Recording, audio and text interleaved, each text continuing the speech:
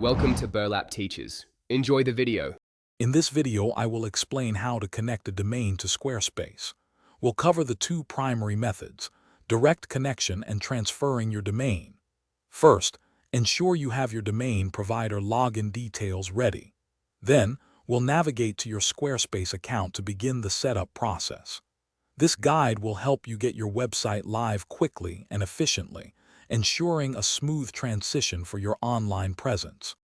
For a direct connection, start by logging into your domain registrar.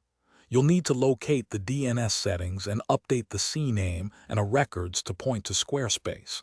Squarespace provides the exact values you'll need. After making these changes, head back to your Squarespace account to confirm the connection. This method keeps your domain registered with your current provider. If you prefer to manage your domain directly through Squarespace, transferring it is the way to go. Begin by unlocking your domain at your current registrar and obtaining the authorization code, sometimes called an EPP code. Then, within your Squarespace account, navigate to the Domains panel and initiate the transfer. This process typically takes a few days to complete.